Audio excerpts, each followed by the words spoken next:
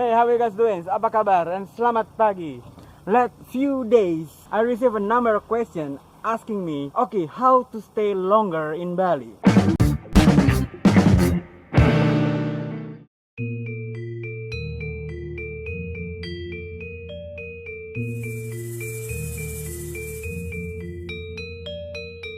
Guys, Bali lovers around the world. Lately, I received email, I received question regarding how to stay longer in Bali using a regular visa. Read to the current regulation, the new normal Bali Travel Regulation, and how to apply the kitas. Which one is better, using the regular visa, keep extending, or the kitas? In this video, I already sum up some common question regarding that matters. So here we go.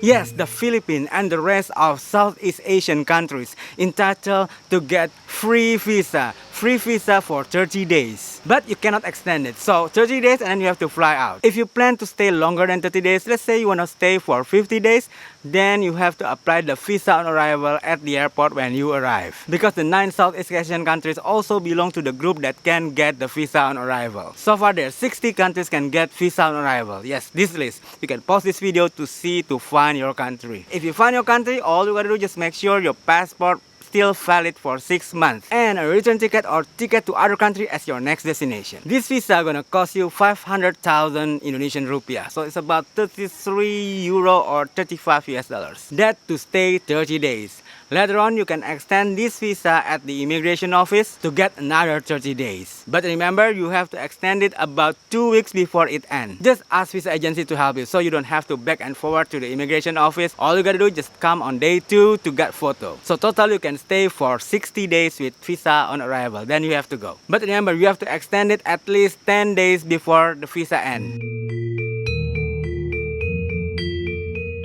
No, you cannot. Visa on arrival cannot be transferred or to be used to apply another staying permit, to apply another visa, or to apply a kitas, the temporary staying permit. The only thing you can do with this visa to stay longer, you have to go to other countries. Let's say you go to Singapore for a couple of days and then come back to Bali and apply the visa on arrival again. We call it visa run. So you have to do visa run every 60 days. Apply the visa on arrival, extend it, and go. Apply a visa on arrival, extend it, and go. Repeat again and again. Nope, but yes. No, but yes. It's true. With the B211A visa, include the 2 maximum extension, you only can stay for 180 days. But the B211A visa can be applied while you're in Bali. We call it onshore visa. So closer to your 180 days, contact your agent and tell them that you want to apply onshore the B211A visa, the new B211A. Then you got back your first 60 days and then you can extend it again. When it's done, you apply the B211A onshore visa again. So you can stay as long as you like with this B211A visa. But remember, this method only can be done when you already used the B211A visa since the beginning. If you start from the visa on arrival, it cannot be done. And also, be careful. Choose your agent wisely. Why? Because you have to transfer in advance. And if you trust me and you want me to do your visa, just email me. And I also mentioned down in the description. No worries, I have a hotel. I'm easy to find. I'm not gonna run with your money. Just email me. Well, let's break it down. First, you come with the B211A visa. This is gonna cost you about 250 US dollars. Then you can extend it twice every 60 days, like every 2 months, which each of the extension gonna cost you about 200 US dollars. And that's it, you got your 180 days. Then, without leaving Bali, contact your agent and tell them that you wanna apply onshore B211A visa, which gonna cost you only about 215 US dollars per person. And you got your 60 days again. Then extend it again and again, and you repeat this method all the way. Now you can do your math, right? Whoa, my background's getting too bright. Let's move. Find a place. Here we go, with my favorite place, with my son in the background. Okay, what was the question? Oh yeah, about applying a kitas. By the rules, applying kitas is not as easy as it sounds. I think it's the same with other countries around the world. It never be easy to get temporary staying permits. So the kitas is depend on the purpose of your stay. Is it for retirement, to do investment, to work, get together with the family? So if you want to retire in Bali, you need the retirement kitas. If you want to do some investment or open up a business in Bali, you need the investment kitas. kitas. If you want to follow your husband or your wife, you got the spouse kitas, etc., etc., etc. And each of those have different condition, different document required, and different price. In fact, the most easiest one is the investment kitas. Let me go with some example. Okay, first example, the retirement kitas. To get these kitas, first you have to be more than 56 years old. Then you need a letter of retirement, the life insurance, proof of renting villa or house for minimum 1 year, 2 local identity card, maybe your maid or your driver, a bank statement which minimum 20,000 US dollars, curriculum vitae like your education background and your work experience, work certificate from your last job, proof of getting pension fund minimum 1,500 US dollars every month. Okay, what about if I never work? Like say I have my own company. How can I get certificate of work? Well, it's your company. You can make one. Ooh, getting bright. Wait. Let me just...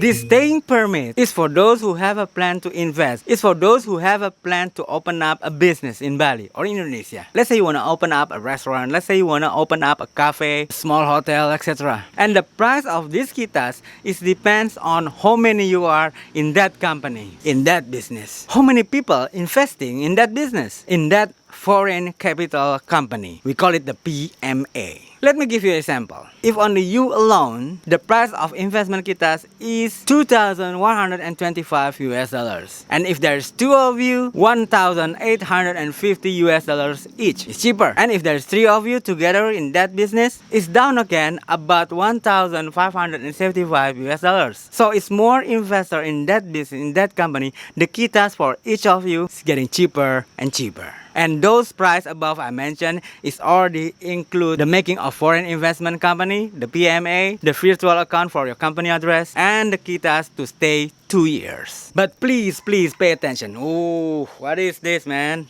Where I have to move now? Okay, we move here now. Where were we? All right.